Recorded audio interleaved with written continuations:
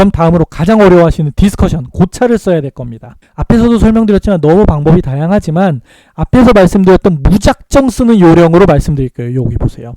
중요한 결과부터 하나씩 본문에다가 요번 논문의 결과는 어땠는데 과거 논문들과 비교를 해봐서 요런 게 일치했고 요런 게 달랐다. 만약 다른 게 나왔다면은 요래서 달랐을 것이다 라고 논의를 하는 걸 또 기계적으로 반복하면 무난한 디스커션 초고가 나옵니다. 그래서 그걸 써나가는 걸 역시나 앞에서 말씀드린 예시를 통해서 제가 실제로 어떤 식으로 작업하면 되는지 보여드릴게요. 자, 디스커션의 얼개를 먼저 짜봅시다. 앞에서 설명드렸던 방식을 이용해서 첫 번째 문단에다가 본문 요약을 하기로 했습니다. 에스케타민을 척수강내 투여했더니 요런 농도에서 항우울 효과를 보였고 특히 어떤 농도에서는 복강내 투여보다 우수했다라는 결과를 요약을 해서 이렇게 척수강내 투여 역시 에스케타민 투여 경로로 사용될 수 있다라는 의미를 첫 번째 문단에다가 제가 요약을 해줄 겁니다.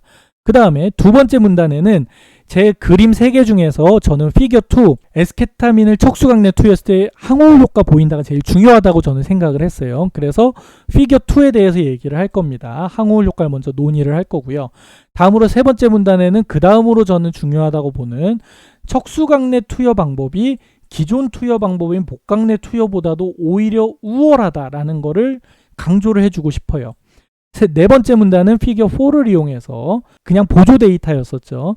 케타민을 척수강내 투여하면 어떻게 보상회로를 움직여주는지에 대해서 최대한 논의를 해줄 거고요. 마지막으로 요번 제가 한 연구의 의미와 추후 연구 내용을 기계적으로 써서 마무리를 할 겁니다. 여기 요 정도를 쓰다가 보면은 본인이 공부를 엄청 많이 하게 되거든요. 이 내용들을 쓰다 보면. 그렇게 쓰기 시작하다가 내가 논문을 공부를 해봤더니 요런 연구에서는 어떤 거에 대해 많이들 논하더라. 혹은 내가 요거에 대해서는 더 논하고 싶다 하는 주제들이 생길 수 있습니다. 그런 주제들을 적절한 위치에 추가를 해주면 됩니다. 저는 맨 처음에 초보자가 시도해보기 좋은 예시로 들고 있기 때문에 오로지 요 처음에 구조에서 전혀 바뀌지 않는다라고 가정을 하고 디스커션을 만들어 드릴 거예요. 첫 번째 문단에 대한 디스커션을 써봅시다. 앞에서 말씀했듯이 첫 번째 문단에는 본문을 요약해 보기로 했어요. 요 내용들을 학술적으로 한번 써봅시다. 여기에 핵심은 이거죠. 척수강내 투여가 항우울 효과가 있는데 이 항우울 효과가 기존에 쓰이는 복강내 투여보다도 우수하다라는 걸 증명을 하고 싶은 거예요. 그죠? 근데 실제로 실험을 했을 때 완벽히 일치하지 않는 경우가 꽤 있어요. 그래서 척수강내 효과가 항우울 효과를 보이는 건 10이랑 30 모두에서 보이는데 복강내 투여보다 우수한 건 농도 10에서만 나타날 가능성이 충분히 있죠. 저는 이 결과를 상정을 해놓은 상태에서 디스커션을 써볼게요. 이번 연구에서 우리는 생쥐에서 그냥 결과를 쓰는 거예요.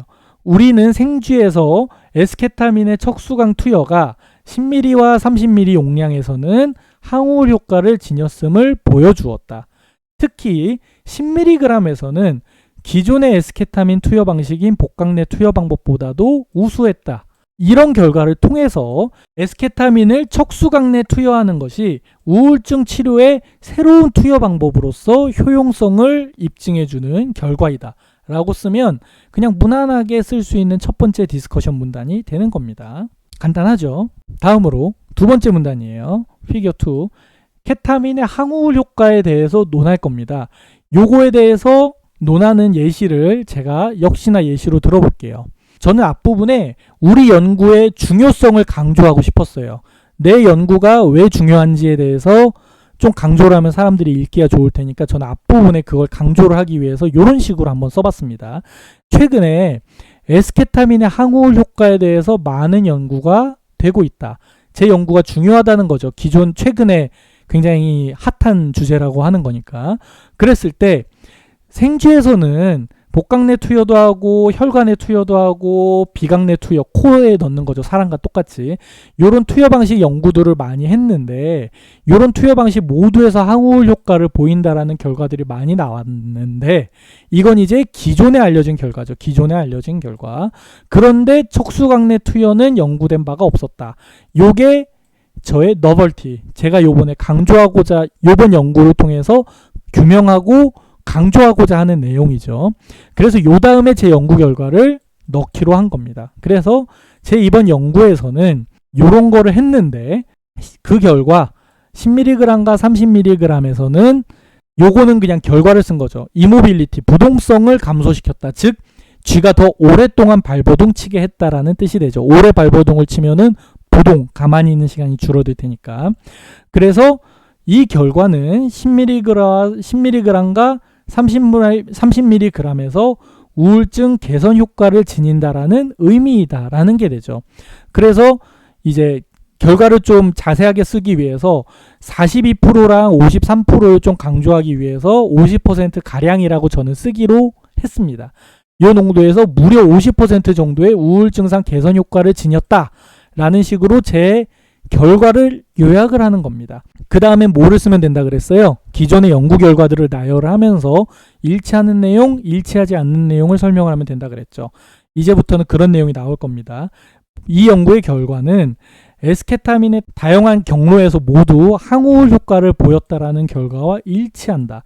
기존의 연구 결과와 일치하는 결과를 제가 제시를 했죠. 그 다음에는 저는 척수강내 투여 부분에 대해서 이미 알려진 얘기를 하고 싶었어요. 그래서 기존 연구들에 의하면 에스케타민을 척수강내 투여를 하면은 뇌의 주요 부위들인 요런 곳들에 간다라는 내용은 밝혀진 바 있다 라는 사실을 공부하다 보니까 알게 돼서 요거를 추가해서 넣고 싶어서 요 자리에 제가 넣었다라고 친 거예요. 물론 다른 데 넣어도 되고 불필요하다고 생각해서 뺄 수도 있어요. 그런데 저는 요 내용을 척수강내 투여 연구를 기존에는 한 적이 없는데 왜 했냐 라는 거에 대해서 근거로 삼기 위해서 기존에 항우울 효과를 보인다는 연구 결과는 없었을지 몰라도 이러한 다양한 중요한 뇌 부위로 간다는 건 알려져 있었으니까 내 연구가 택도 없는 건 아니었어 라고 강조하는 용도로 이 위치에 넣은 겁니다. 그래서 척수강내 투여 방법 역시 케타민의 투여 경로로서 효용성이 있다는 걸 제시를 한다 라는 내용을 저는 요번 문단에서 얘기를 하고자 했어요. 요거는 제가 예시로 든 초고고 당연히 미흡합니다. 미흡한데 제가 아무 생각 없이 쓰기 좋은 정도 수준을 지금 목표로 설명을 드리고 있기 때문에 기계적으로 쓰는 걸 설명을 드리는 거예요. 그래서 요번 문단은 그냥 요 정도로 한번 마무리를 해볼게요. 다음 문단으로 갑시다. 다음 문단 그림 3번에 대해서 디스커션을 써보기로 할게요. 요 내용은 요거였죠. 척수강내 투여랑 복강내 투여를 비교해봤더니 10mg/kg에서는 척수강내 투여가 더 우수했다라는 내용을 척수강내 투여 방법의 우수성에 제가 방점을 두고 설명을 하려고 하는 거죠. 그래서 척수강내 투여의 강점을 가지고 쓸 겁니다. 저는 이런 방식을 선호하는데 여러분들은 앞부분에 본인 결과를 넣는 걸 사용하셔도 상관이 없습니다. 그냥 저는 저의 라이팅 스타일을 예시로 설명을 드릴게요. 처음에는 제 연구의 중요성과 백그라운드를 먼저 설명을 합니다. 기존의 에스케타민을 척수강내 투여하는 방식은 안 썼다라고 했는데 왜 안 썼느냐? 부작용이 심할 것으로 예상되어 안 썼다라는 거를 제가 찾아다가 넣어주는 거죠. 기존에는 요래서 안 했다. 그럼에도 불구하고 나는 요거를 밝혀냈다. 에스케타민을 척수강내 투여를 했더니 부작용이 많지 않았다라는 사실을 여기를 통해서 저의 연구의 강점을 광고하는 거죠. 논문은 저의 강점을 어필을 하는 거니까 저는 이쪽으로 방점을 주기로 결정을 한 겁니다. 그래서 척수강내 투여 방법이 10mg에서 효과가 더 있었는데 이게 왜 좋냐라고 하면 효과가 10% 더 좋으면 엄청 좋은 건 아니잖아 라고 생각할 수가 있지만 이 방법이 부작용이 심할 걸로 모두가 생각을 했는데 부작용이 심하지 않게 나왔어라는 근거를 제가 제시를 할 수만 있다면 이 사실만으로도 굉장히 재미있는 내용이 될 수 있다라고 하는 거죠. 그래서 이 부분에 대해서 저는 자세히 강조를 하기 위해서 뒷부분에 서술을 했습니다. 그래서 이 부분에 대해서 알려져 있는 내용들. 자, 기존의 연구에 의하면 케타민을 뇌에 직접 주사하는 방식은 이러한 부작용이 많아서 안 된다고 알려져 있다라는 내용을 기존에 알려져 있는 내용을 썼고 뇌에 직접 넣는 방식은 도저히 못 써먹겠다라는 게 밝혀졌죠. 그 다음에 척수강내 투여 방법 역시 이론상 뇌혈관 장벽을 통과하지 않으므로 부작용이 나타날 거라고 예상이 되어 있었다라는 결과를 논문을 제가 찾을 수 있었다라고 치면 지금 다 가상의 예시예요. 사실들이 아니에요. 그 점은 항상 염두에 두시기 바랍니다. 제가 예를 들어 이러한 사실들의 연구 결과를 찾았다라고 치면은 저는 요것들을 제 연구를 강화하는 논거를 쓸 수 있다는 거죠. 기존에 뇌에다가 넣는 거 안 된다고 했고 척수강내에 넣는 거 안 될 것 같아서 안 했었는데 내가 해보니까 부작용이 심하지 않더라라고 하면은 이런 척수광내 투여가 부작용이 적다는 것만으로도 굉장히 재미있는 연구 결과를 도출해냈다라고 할 수 있다는 겁니다. 이렇게 우리의 연구라고 하는 거는 예상치 못한 데에서 항상 의미를 찾을 수가 있기 때문에 평소에 연구할 때 너무 딱 내 결과만을 잘 나올 거라고 생각하지 말고 다양한 지표들을 보다 보면은 예상하지 못한 강점들이 나타날 수가 있습니다. 그래서 제 연구를 이제 광고를 해야죠. 내가 연구한 거에서는 척수광내 투여군에서 부작용이 증가하지 않았다라는 결과가 나왔다는 거를 강조할 수 있게 된다는 겁니다. 이러한 결과는 기존의 이론과 달리 지금 이 부분 어때요? 제 결과는 기존의 연구 결과와 일치하지 않는 결과가 나왔죠. 그렇다면 그 부분에 대해서 제 가설을 써주는 겁니다. 왜 나는 부작용이 많지 않았을까에 대해서 저의 가설과 다른 연구들을 인용을 하면서 설명을 하는 거죠. 그래서 이런 결과는 뇌에 직접 투여한 거와 달리 척수광내 투여 방식은 뇌로 약물이 척수에 제가 설명드렸다시피 척수 부위에서 이렇게 퍼져서 올라가야 되잖아요. 저는 요것 때문에 생길 거라고 생각을 했어요. 그래서 뇌로 약물이 이동하는 과정에서 약물의 대사가 일어나서 실제 약물의 농도는 뇌에 직접 투여한 거에 비해서 현저히 낮아서일 수 있다라고 하는 저의 가설을 제시를 했습니다.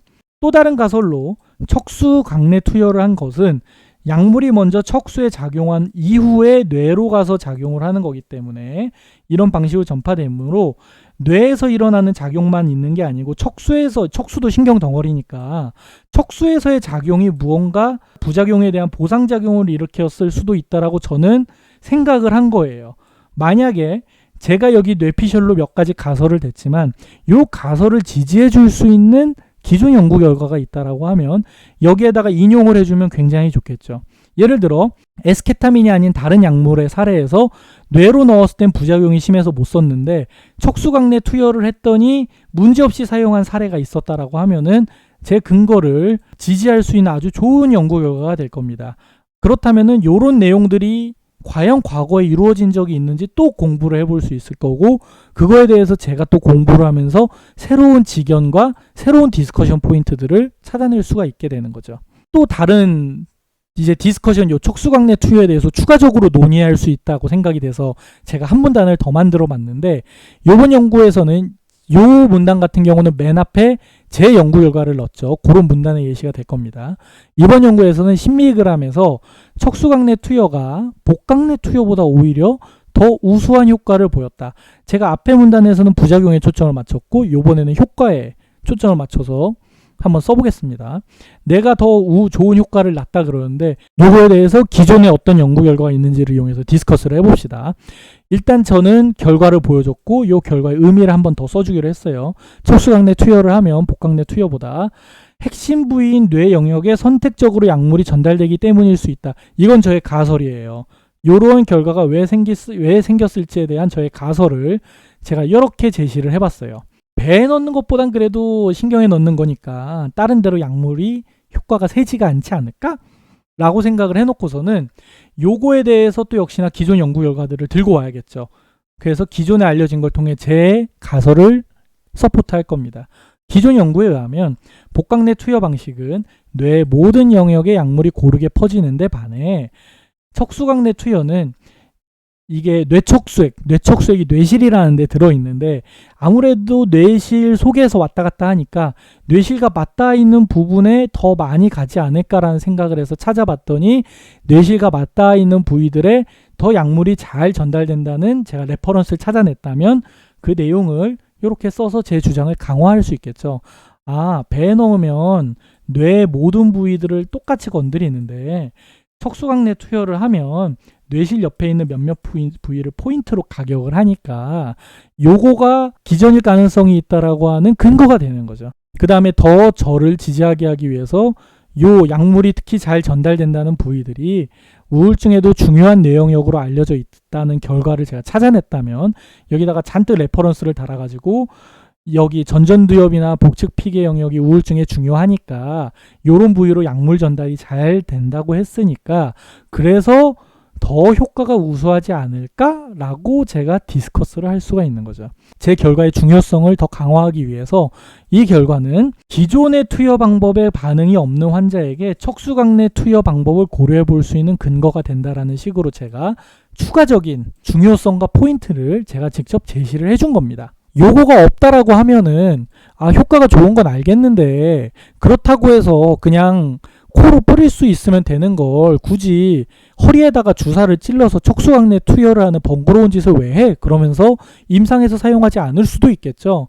이런 불상사를 막기 위해서 제가 제시를 해주는 겁니다. 이런 식으로 기존의 차이가 있으니까 기존의 투여 방법과 기존의 차이가 있고 효과가 더 좋으니까 기존의 투여 방식에서 반응이 없는 사람들한테 시도해 볼 수 있지 않을까라고 하는 의미를 제가 제안을 해줘서 제 논문의 세일즈 포인트를 더더욱 만들어내서 제 논문을 읽는 사람들이 이 결과가 중요하고 재밌구나라고 생각을 할 수 있게 내용을 제시해주게 되는 거죠.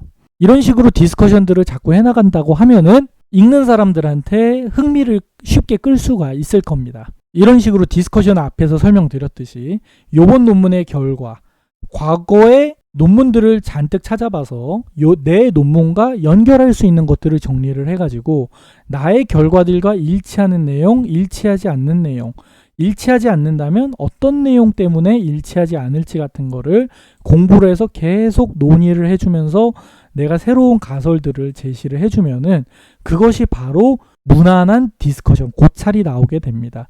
이런 방식을 계속 연습을 하면서 공부를 하다가 보면은 점점 디스커션을 쓰는 요령이 생기게 되면 이런 기계적인 디스커션에서 벗어나서 본인만의 창의적이고 재미있는 디스커션을 만들어 나갈 수가 있게 될 겁니다.